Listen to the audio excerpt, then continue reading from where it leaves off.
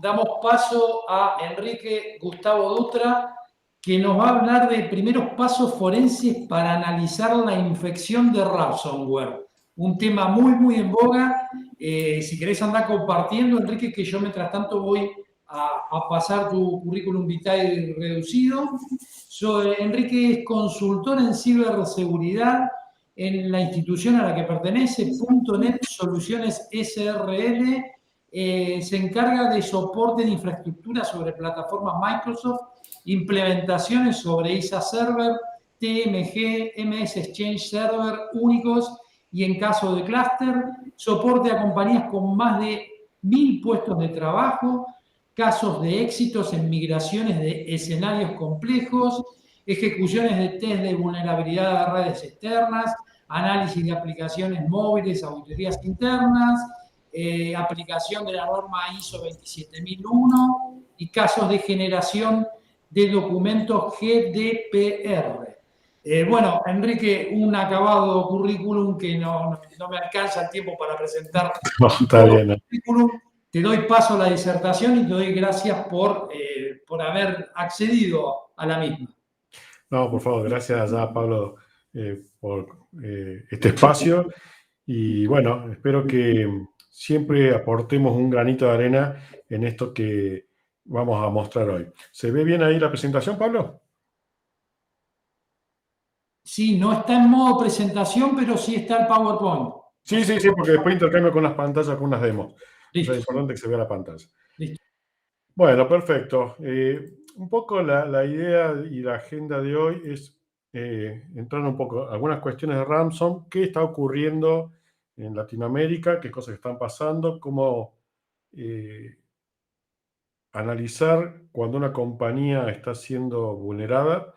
Está cambiando mucho el paradigma de este tipo de ataques y a su vez darle algunos tips y hacer algunas demos muy simples con algunos emuladores de ransom y algunas cuestiones como para que ustedes tengan algunas herramientas de donde se puedan agarrar al momento de que tengan una infección. Básicamente no dedicar tiempo a definir lo que es ransom.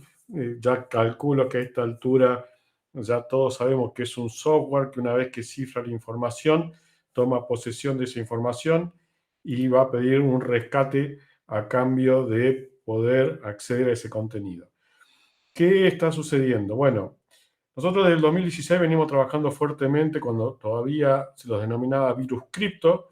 Pasa que luego salieron tantas variedades, tantas versiones, que medio que se convirtió en un zoológico y bueno, fue un término más apropiado que se le puso a este tipo de código malicioso.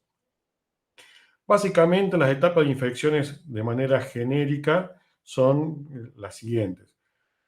Hay un vector de infección que puede ser phishing o un ataque predeterminado. Ya vamos a ver puntualmente este punto. Infección vía dropper, algún código malicioso que haya sido bajado antes en la máquina y con el tiempo empieza después a bajar un ransom. Nosotros vemos que hoy en día en los ataques direccionados a este tipo de software maliciosos están abundando porque lo que tratan de hacer antes de lograr el cifrado de todos los archivos de la compañía, lo que tratan de hacer es hacer un poco de inteligencia. Y siempre voy a estar mencionando algunos casos que hemos hecho análisis forense a ver de cuándo estaban conviviendo con el ransom dentro de la compañía. Y nos sucedió en una organización una organización de España que nos llama un fin de semana largo. Siempre comento esto como una anécdota porque era el fin de semana largo del 24-25 de mayo, que recién podíamos empezar a movernos este año. Y bueno, uno ya tenía planificado una salida, nos llama que estaban con una infección de ransom muy fuerte, prácticamente todos los servicios parados. Y bueno, cuando hicimos el análisis, el ransom era el FOBO, ahí justo puse una captura de pantalla, y lo que había hecho este ciberdelincuente, primero bajó un dropper que lo que hacía era investigar cómo estaba compuesto la infraestructura de la compañía de cliente, o sea, vamos a llamarlo cliente, de esta empresa. Entonces analizó dónde estaban los backups, analizó dónde estaban los archivos, fue haciendo movimiento lateral, y el movimiento lateral llega un momento que le permite a él generar una GPO para cuando cualquier usuario que se loguee, el FOSS.exe infecte la máquina.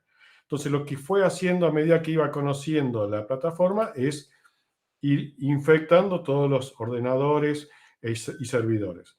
Obviamente, llegó un momento, el día de, que lo que hizo fue activar este código malicioso y obviamente cifró toda la información, cifró los backups, cifró el file system. No alcanzó a cifrar algunos servidores como el Exchange o la base de datos de SQL, por lo tanto las bases de datos al estar funcionando, no hacer un kill de los servicios, no los terminó cifrando, pero el resto de la plataforma había sido cifrada. Una de las cosas que nos llamó la atención, que estuvo prácticamente 10 días conviviendo con la gente de infraestructura, viendo cómo era realmente la red, y podría haber hecho más daño, porque en definitiva podría haber hecho más el movimiento lateral, tener más privilegios, y a su vez podría haber matado los servicios de Exchange, de SQL, y haber cifrado estas bases de datos únicas. Por otro lado, podría haber robado información, que es lo que hacen normalmente algunos ransoms, que suben información y luego lo publican.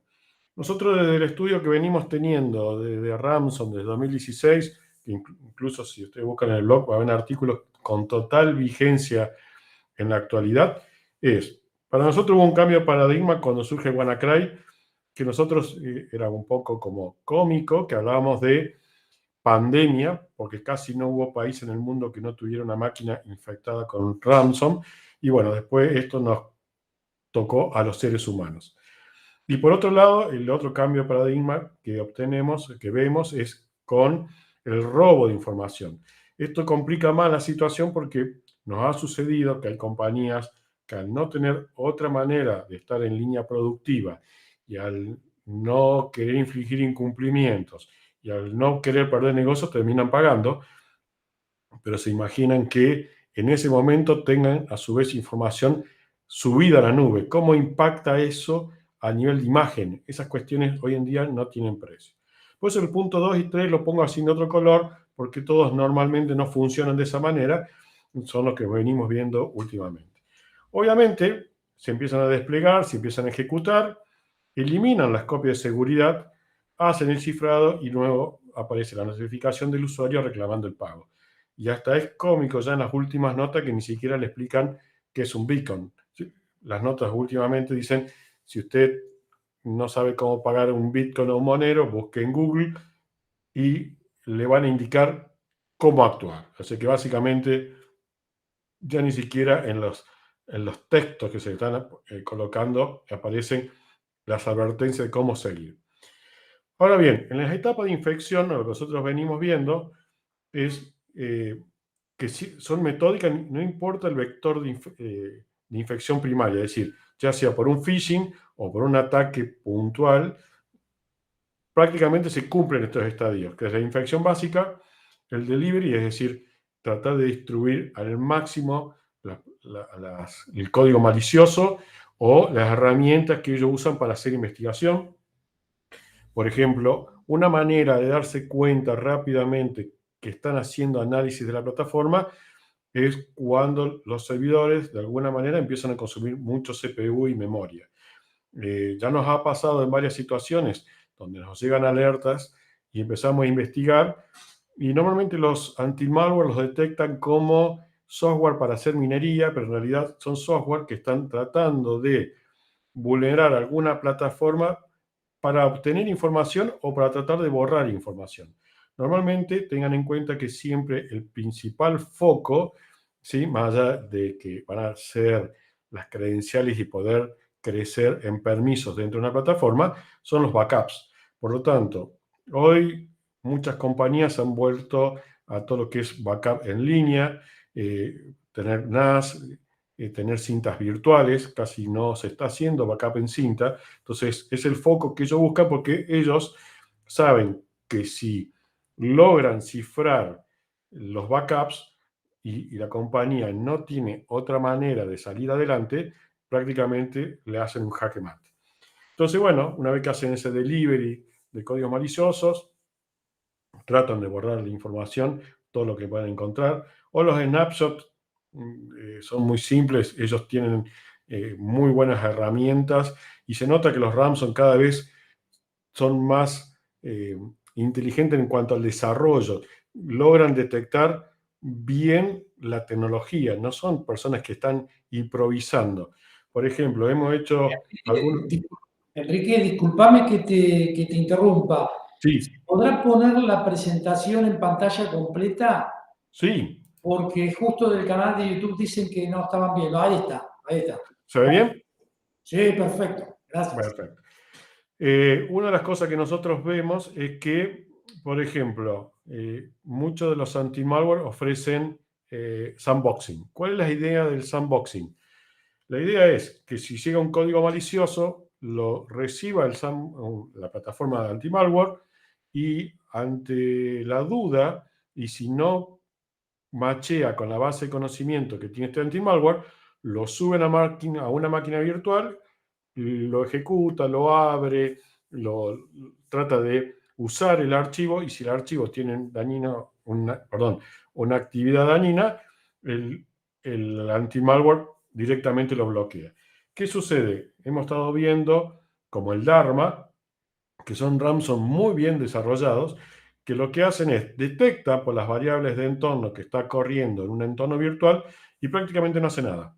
Se queda paciente esperando a que levante información de un sistema operativo que esté atado a un hardware para poder infectar el equipo. Muchas veces nosotros hemos querido hacer algunas demos o investigar estos códigos maliciosos en máquinas virtuales corriendo en VirtualBox y prácticamente el código malicioso no hace nada porque detecta básicamente que está corriendo en un entorno virtual. Entonces, tiene este nivel de desarrollo, por lo cual hoy es muy importante analizar cualquier cosa que sea anómala a la compañía. Es decir, normalmente la compañía tiene un funcionamiento, tiene un ciclo de vida, tanto de desarrollo como el uso de la información, y cualquier cosa anómala que suceda es una alerta que deberíamos tener en cuenta. Obviamente, procesos de encripción no siempre son efectivos, muchas veces se logra recuperar información. Hay algunas estrategias que podemos hacer, y voy a mostrar hoy una, que es bloquear las extensiones de archivos. Ustedes van a decir, Enrique, hay miles de versiones de Ransom, ¿cómo hacemos para ir bloqueando? Bueno, esta información está en la web, hay algunas planillas Excel que tienen todas las extensiones y estar recibiendo alertas. Una manera de recibir alertas es con este sitio que les voy a mostrar ahora. No sé si lo conocían, Security Wizardry. Esto yo lo conocí en el 2018, 2019, cuando estuve en Estados Unidos, en la CNA, la Agencia de Seguridad Nacional de los Estados Unidos. Ellos tienen pantalla gigante con esto y les obtienen una visibilidad genérica de qué es lo que está pasando con todas las plataformas. Es una buena plataforma para ir recibiendo información de lo que ocurre. Obviamente, cuando uno cliquea en algunos de estos links, los va a llevar y le va a mostrar en detalle y en el fabricante cuál es el problema de seguridad o ciberseguridad. Tenemos alertas y tenemos información adicional de plataformas que vienen ocurriendo. Cuando el año pasado hubo un ataque cibernético de Corea hacia Estados Unidos, apareció otro relojito acá al lado diciendo que, bueno, en naranja que había un ciberataque. Obviamente, cuando está en naranjita nos está indicando que tenemos que prestar atención a ese tipo de cuestiones, porque son cuestiones que hay que mitigar. Nosotros somos medio negados con el correo electrónico porque el correo electrónico, cuando nosotros descansamos, dormimos, nos vamos de vacaciones y no usamos los dispositivos, seguro que alguna alerta va a estar llegando y nadie la va a estar visualizando. Muy bien, siguiendo con las etapas de forencia, nosotros tenemos los pasos básicos, si bien pueden ser más amplios: identificar, preservar, descubrir y presentar. Pero tenemos una problemática con el código malicioso Ransom. Del momento que esto ocurre, ya es tarde para poder prevenirlo. Es decir, ya tenemos el código malicioso adentro. Y dependiendo de cómo sea la infección y cómo se vean impactados los procesos de negocios, es muy difícil que querramos cumplir todos estos puntos, porque el negocio a veces no puede esperar que nosotros nos pongamos a ver si podemos bajar de la memoria o hacer un dump para poder tratar de obtener a alguna parte del código malicioso para ver si podemos recuperar los archivos. Nos ha pasado muchas veces que nos llaman las compañías cuando ya están infectados, y siempre yo genero este disparador. Si ustedes tienen una infección de ransom y no saben cómo van a actuar, busquen a personas de confianza y que tengan el conocimiento del tratamiento de estos códigos maliciosos. Porque, ¿qué ocurre? Todos tratan de improvisar en ese momento, y todas aquellas cosas que se hagan, ¿sí? Son invasivas y va a generar más problemas de los que ustedes tienen en este momento.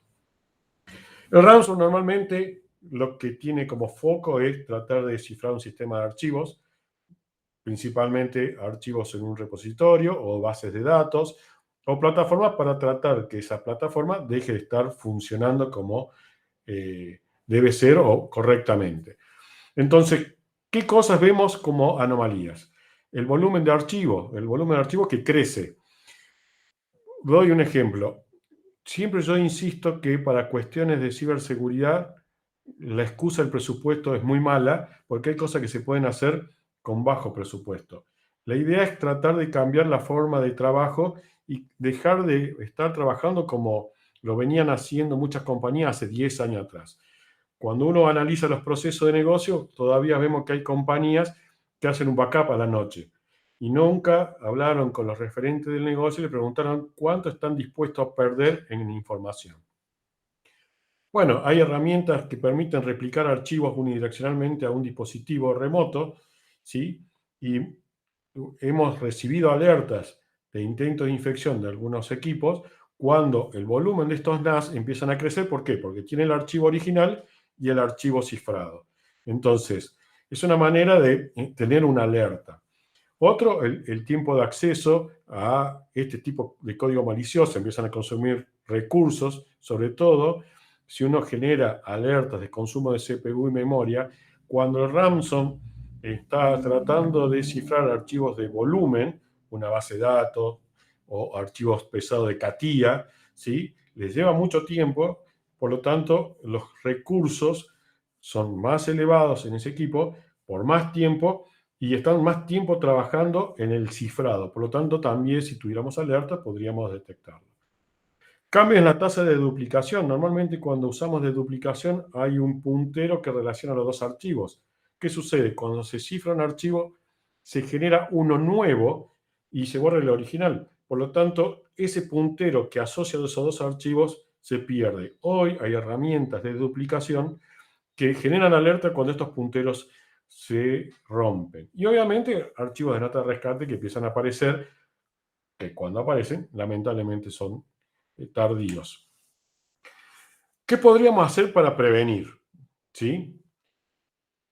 Primero, tratar de contar con una plataforma de detectores de intrusos. Hay gratuitas, hay licenciadas, hay de todos los sabores y de todos los colores. Siempre nosotros insistimos que es importante avanzar. Hoy, con el contexto de la pandemia, donde las compañías han sido empujadas a todo lo que es transformación digital, los de marketing que nos apuran, porque si no ponemos el carrito de compra y modificamos la página web, nos está ocurriendo que la compañía deja de vender. Entonces podemos empezar con una solución más básica, ¿sí? Y tratar de luego ir escalando. Pero siempre insisto que hay que poner algo. Un sistema de instrucción en los hosts, en los puestos de trabajo. No se olviden que cuando tenemos un ataque de phishing, que ahora vamos a ver rápidamente, básicamente empieza por ahí. Tratar de definir bien cómo trabajar con los análisis heurísticos y los comportamientos. Hoy prácticamente un anti-malware está compuesto por una base de datos que normalmente sí es vieja porque hace comparación de patrones, o está trabajando con lo que es análisis heurístico o inteligencia artificial. Yo pongo sandboxing entre signos de pregunta porque muchos anti-malware le venden como una innovación el sandboxing, pero nosotros ya venimos viendo desde el 2017 código malicioso que cuando detectan que están en una máquina virtual se quedan calladitos. Obviamente el firewall, no usar más los firewalls tradicionales, tratar de tener soluciones que cuando surja tráfico entre Internet y las distintas redes LAN o DMZ sea analizado y sea detectado algún código malicioso. Y por último, trata de activar web filtering, que son categorías de filtrados web, que eso nos va a permitir que si un usuario hizo clic en un link, en un mail, donde abre un link a un servidor que está en Rusia, sea filtrado y parado por esta plataforma. 100, los que yo les menciono ahí son 100 gratuitos. O sea, el costo, obviamente, como me dijo una vez un gerente de sistema, nada es gratis. Está el costo de implementación, el tiempo que tiene que dedicarle la empresa para implementarlo, pero tenemos Zabbix, Wazoo, que andan muy bien y podemos hacer una buena correlación incluso de eventos, o la versión de QRadar de IBM, la versión de comunidad. Ahora, todas estas plataformas nos permiten generar alertas por correo electrónico.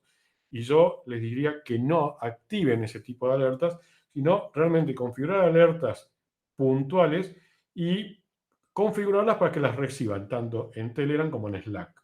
¿Sí? Tengamos un tipo de comunicación, porque yo le pregunto a cualquiera de ustedes, ¿cuántos de ustedes leen las alertas del backup, del antivirus, de algún SIEM que tengan?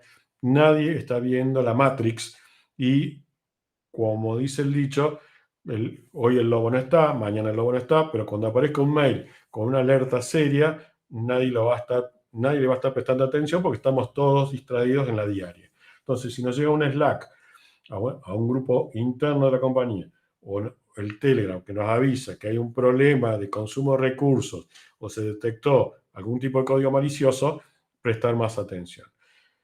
Vamos a hacer un poco foco en los vectores de infección porque lo que quiero mostrar es cómo está cambiando nuevamente el paradigma en estas cuestiones. Ya hace tiempo que se viene hablando de phishing. El año pasado, con este contexto de pandemia, estuvimos encerrados y prácticamente muy poco comunicados personalmente con el mundo, todo a través vía de la tecnología. Los casos de phishing crecieron de manera importante y hoy en día siguen apareciendo estos casos de phishing donde tratan de engañarlos usando técnicas de ingeniería social. Pero bien, de alguna manera este engaño, los usuarios van aprendiendo a los porrazos, pero aprenden y van a parar alguna papelera de reciclaje o como menos lo deseado. Las plataformas de correo electrónico están mejorando sus detecciones y también eliminan estos mails, pero hoy los ataques de phishing siguen estando. La pregunta que siempre nos hacemos es por qué, bueno, la gente sigue abriendo todavía archivos de remitentes desconocidos, pero bueno, eso se lo dejo para filosofar en otro momento. Lo que estamos viendo de los últimos 6 meses es que ha crecido abruptamente los ataques dirigidos. ¿Qué significa eso? Los ciberdelincuentes están viendo que las compañías se han ido ajustando, se han ido acomodando, porque ¿qué sucedía? Las compañías en su silo, en su infraestructura, metían herramientas de ciberseguridad, de análisis. Vino la pandemia y todo el mundo tuvo que empezar a trabajar remoto. Obviamente, en muchos lugares compartían el Wi-Fi con el vecino, accedían con la PC hogareña o de uso personal para poder trabajar. Entonces, bueno, esto le permitía a los ciberdelincuentes tener algún tipo de caldo de cultivo como para poder aprovecharse. Como vieron que las cosas se empezó a normalizar, hace unos 6 meses que casi todas las llamadas y pedidos que tenemos de distintas empresas que nos consultan por tipos de infección son ataques dirigidos. Ya vamos a mostrar algunos ejemplos puntuales de qué es lo que viene ocurriendo. Básicamente, en gran parte por puertos RDP de terminal server a Internet, no están siendo protegidos. Hoy en día, si ustedes publican un RDP a Internet y no están las condiciones dadas, no deberían pasar del fin de semana sin tener una infección de ransom. Un ataque de fuerza bruta a alguna plataforma, usan kit de exploración para verificar vulnerabilidades, bien, y si no, tratan de aprovechar alguna plataforma que no esté actualizada. Y lo que nos llama mucho la atención, y es muy oportuno un poco la charla en el día de hoy, es las últimas 40 llamadas, 38, cuando dijimos, bueno, a ver, fueron ataques dirigidos. Y este ataque dirigido, cuando vimos que había una fuerza bruta sobre el RDP, ¿cómo sabían ellos que había un RDP o que era vulnerable? Bueno, lo que están haciendo básicamente es usar una plataforma que se llama Shodan, ¿sí? Para tratar de encontrar información de la compañía que quieren vulnerar. Entonces, lo que yo les voy a mostrar ahora es el sitio de Shodan. No sé si alguno ya los conocía esta plataforma, pero si yo pongo aquí RDP, me va a buscar direcciones IP fijas, públicas en el mundo que tengan este servicio publicado. ¿Sí? Y vamos a encontrar servicio. A ver, que esté el puerto RDP publicado ya es un problema. ¿Por qué? Porque si bien yo cuando uso la consola Gina, que la consola Gina es la interfaz gráfica que me pide el usuario la contraseña, ¿sí? Al tercer intento yo coloco mal la contraseña, esa consola se cierra. Ahora bien, si yo ataco directamente el puerto 3389 con un ataque de fuerza bruta, nunca me va a cortar la conexión. A menos que haya sido publicado con un firewall que tenga un IPS y el IPS banee o corte esa sesión. Pero si uno se pone a buscar aquí, empiezan a aparecer. Y normalmente, ¿qué me hace falta a mí para hacer un ataque de fuerza bruta? Dos elementos. Un usuario conocido y después tener o contar con una base de datos de contraseñas. Entonces, si ustedes se fijan, esta plataforma nos muestra, ¿sí?, las IP, los puertos que están siendo utilizados, ¿sí?, y de a poco usuarios. Entonces, yo tengo aquí usuarios. Obviamente, acá tenemos una pantalla griega. Y si tengo usuarios en griego, tendré que tener un ataque de diccionario usando palabras claves en griego. Pero tengo hasta el nombre del dominio. Y usted me dice, bueno, pero no se ve muy bien. Bueno, fíjense, vamos a ir a imágenes.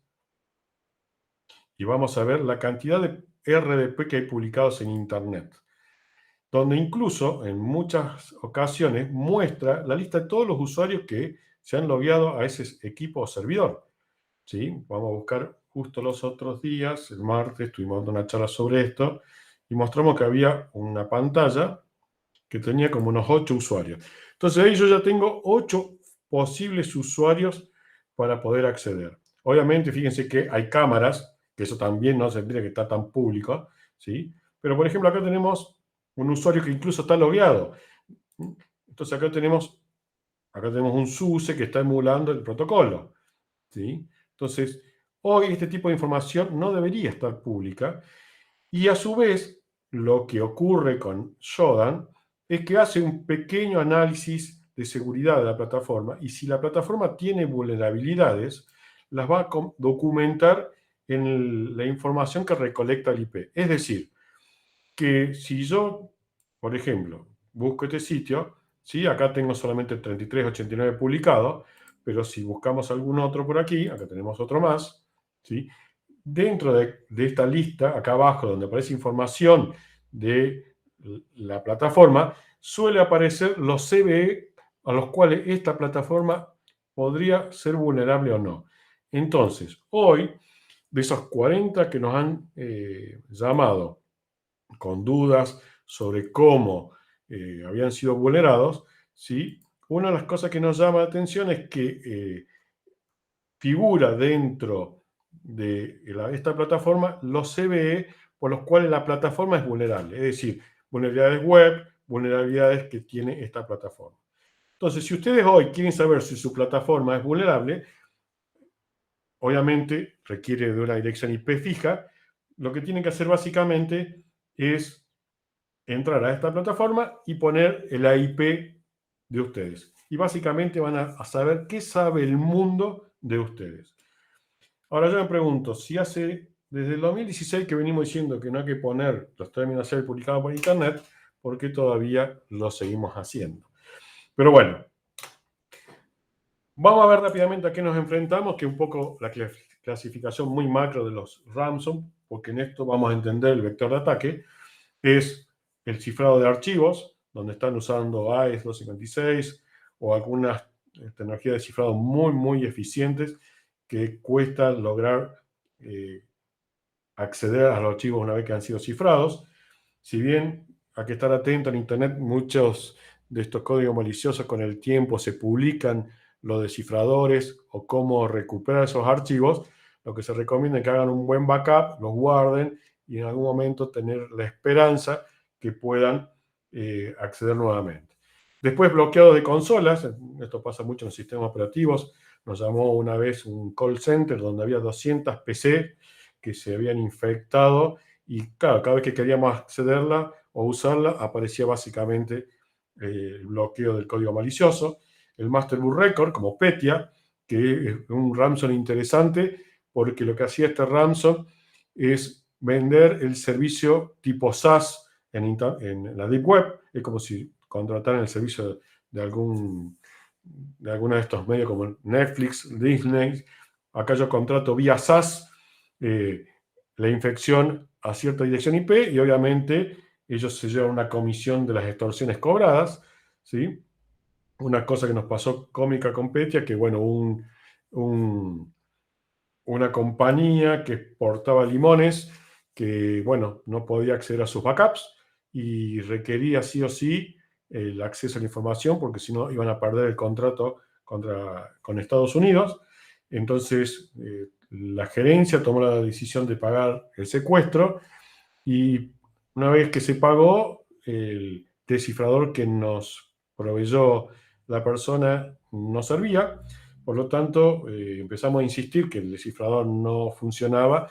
Entonces nos contacta por Twitter y empezamos a intercambiar mensajes hasta que nos logró dar con el descifrador correcto. Es decir, nos dio soporte por Twitter para poder acceder a la plataforma. Casos muy, muy cómicos, como ha pasado a muchas compañías que pagan y no recuperan nada. Bueno, ataque a servidores web, esto se está dando mucho, voy a mostrar un ejemplo ahora a continuación. Y hay una cosa que está sucediendo, ransom a líneas telefónicas o a teléfono, mejor dicho. No se olviden que uno de los problemas que tenemos con los teléfonos, Android no cubre o no protege todo su espectro, es decir, todo mi almacenamiento. La plataforma Android, uno de los problemas que tenemos es que las memorias SD no son, la memoria SD externa que suele tener como memoria adicional el teléfono, no está contemplada en la protección. Por lo tanto, todo lo que esté allí puede ser usado por cualquier aplicación que esté instalada en el teléfono y también si uno llega a cifrar el teléfono, esa información es cifrada. Nosotros lo probamos con una aplicación cuando había un ransom que surgió justo cuando eran las elecciones de Obama y era muy interesante lo que hacía la aplicación. Es decir, nos bloqueaba la pantalla, casi no nos dejaba usar el teléfono, pero cifró toda la memoria SD que tenía el celular.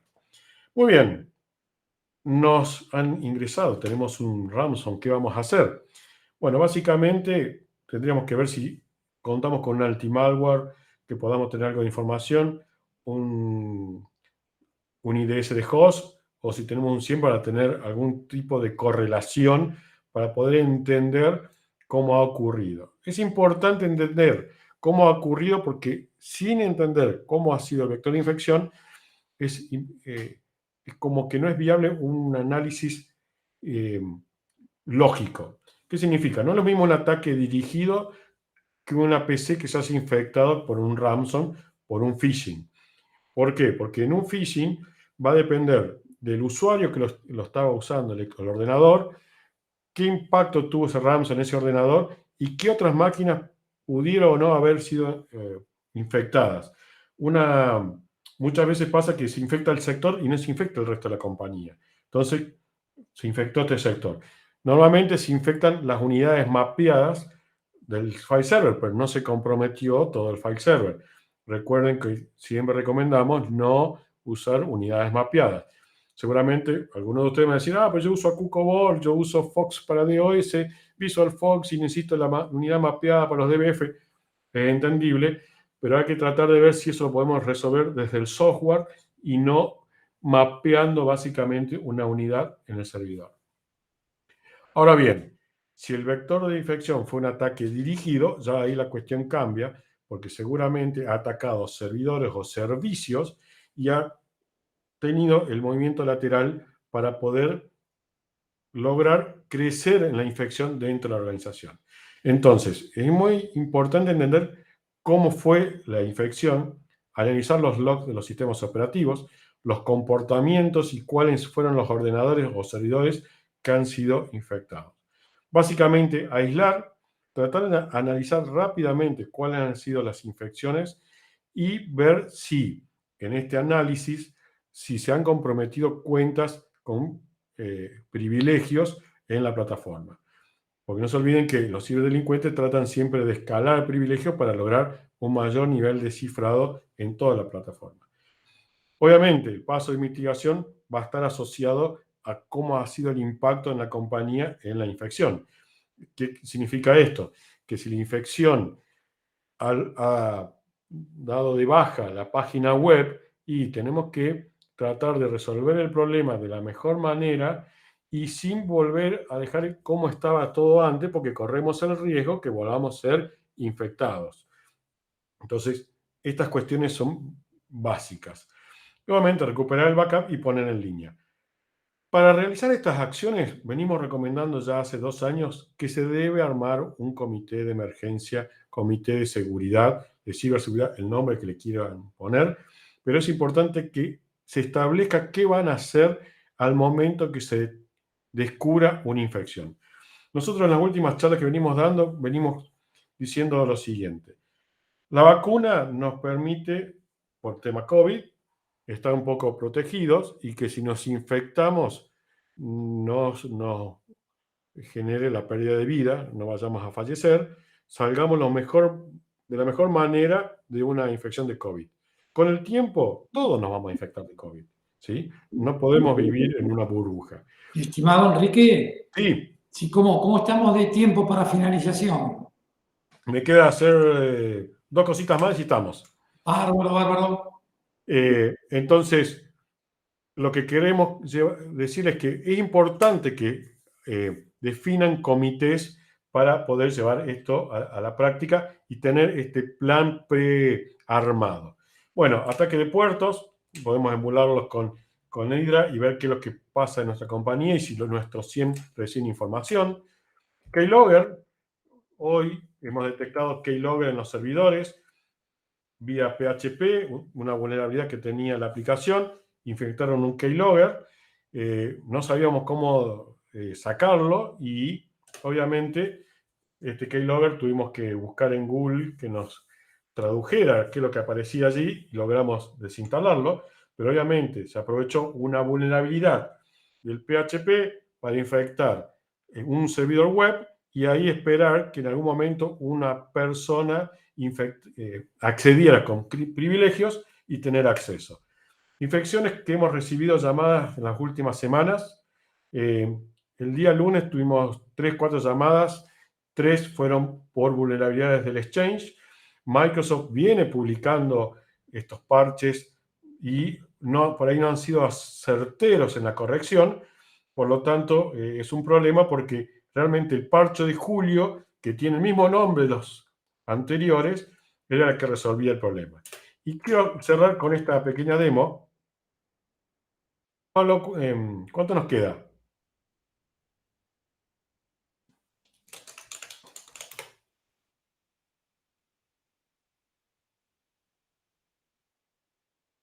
Pablito, ¿cuánto nos queda? Quedan poquitos y está bueno que levantes esta máquina virtual. Sos el primero que te animaste a hacerlo. Bueno, yo les quiero mostrar rápidamente porque siempre hablamos del post, pero no del anterior. Esta herramienta es gratuita, la pueden bajar de internet y lo que hace emula 23 comportamientos de ransom clásicos, ¿sí? Es decir que si ustedes quieren saber si las medidas y el antivirus está ajustado adecuadamente, funciona. Después, si quieren, yo les puedo compartir este archivo. Esto es algo que venimos haciendo con el staff de la oficina. Vamos capturando todas las extensiones de ransom que están dando vuelta.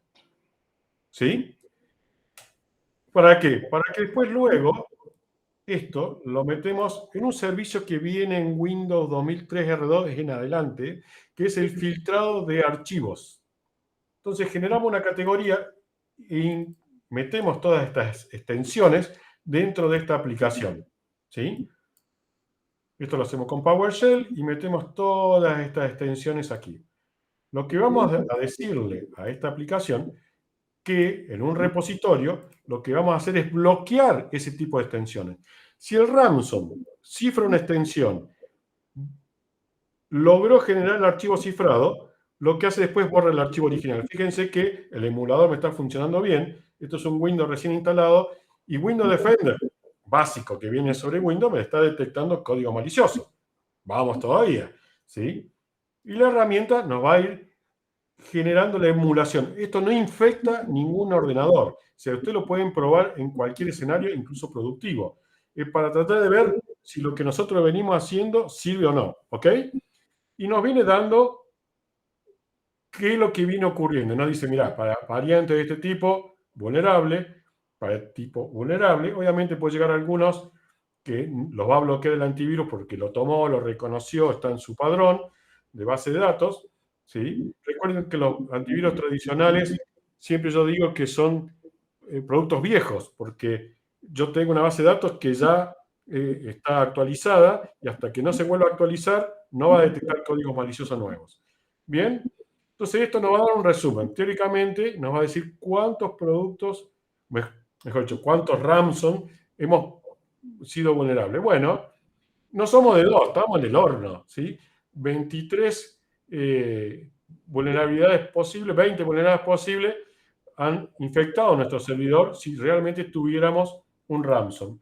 Bueno, fíjense que yo ahora voy a editar esto y lo voy a poner como activo, ¿sí? Significa que voy a bloquear las extensiones de ransom que disparé anteriormente. Vamos a volver a chequearlo.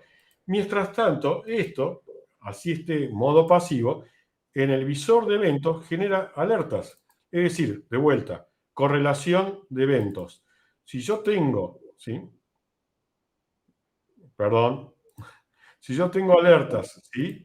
Que me están llegando a los logs, esos logs puedo yo ir generando notificaciones. Fíjense que acá, por ejemplo, tengo una alerta que dice que el usuario administrador del dominio demo trató de guardar este archivo, ¿sí? Que está en este repositorio. Y que no está permitido porque se aplicó un filtro. Este filtro es que nosotros, ¿qué hicimos? Bloqueamos este tipo de extensiones de archivos, ¿sí? Entonces, ahora está trabajando, esto va a ir generando alertas. Entonces, ustedes se imaginan que a medida que va bloqueando, va generando estas alertas y ustedes podrían recibir en Slack o en Telegram alertas de archivos que están siendo bloqueados porque cumplen o machean con un intento de cifrado de ransom. Todo lo que estoy haciendo hasta ahora son con herramientas 100% que vienen incluidas o en el sistema operativo o son fácil de bajar de internet y son gratuitas. Entonces, este tipo de cosas es la que tenemos que hacer para ir protegiendo nuestra plataforma. Si me dan 2 minutitos más, ya termina esta ejecución, ¿sí? Que lo que nos va a mostrar a ver qué tan vulnerable queda nuestra plataforma si nosotros activamos esto. Obviamente, hay un trabajito de hormiga que es mantener actualizado esta base de datos, ¿sí? Con extensiones de ransom, ¿sí? Pero ¿cómo se logra eso? Ir teniendo notificaciones, tener alertas, tener plataformas que nos vayan reportando. Salió un ransom en tal lugar. Bueno, a ver, ¿qué tipo de extensión genera? Genera tal de extensión. Listo, vengo y lo agrego. De hecho, nosotros tenemos varios casos de éxito donde esto mismo también lo hacemos con los anti-malware, que también permiten hacer esto. Entonces, podemos bloquear tanto a nivel de la PC como a nivel de los servidores. Mientras redondeamos esto. Bárbaro, Enrique, porque ya nos estamos quedando sin tiempo. Está buenísima la metodología que estás usando. Está teniendo mucho éxito en el chat de YouTube. Tenés un formulario con preguntas y respuestas que va a estar a tu disposición para que les respondas a los participantes. Pero bueno, lamentablemente ya tenemos a la otra expositora en espera. Bien, le doy dando el cierre. Les recomiendo el Power Tool como herramienta como para hacer análisis de un servidor que se ha infectado. Esto yo lo tengo acá bajado, pero lo pueden usar desde un pendrive. La idea es que no instalen nada en un servidor porque eso va a ser invasivo y cualquier cosa invasiva que ustedes hagan le va a borrar cualquier evidencia que les va a permitir chequear el servidor. Por ejemplo, con Petya podríamos chequear si este servidor era no vulnerable o no. Bueno, como resultado de esto nos va a mostrar que los 23 ransom han sido protegidos o frenados teniendo esta técnica de ataque. Así que bueno, ya muchas gracias por el tiempo. Muchas gracias a vos. A disposición. Muy didáctica tu exposición y muy buena la manera de analizar para una red con dominio cómo poder protegerse construyendo esas SSLs que pusiste. Así que bueno, yo te quiero dar las gracias por la buena predisposición que tuviste de un primer momento para aceptar una disertación aquí en la InfoConf. Y bueno, nos quedamos en contacto. Muchísimas gracias, Enrique, de vuelta de parte de la Facultad de Ingeniería del Ejército. No, desde ya, muchísimas gracias, Pablo, por la convocatoria, a total disposición, porque si no concientizamos y tratamos de ayudar a las empresas para que no sufran más ataques ransom, esto va a continuar. Desde ya, a total disposición, un abrazo y que tengan muy buen fin de semana a todos. Saludos, gracias.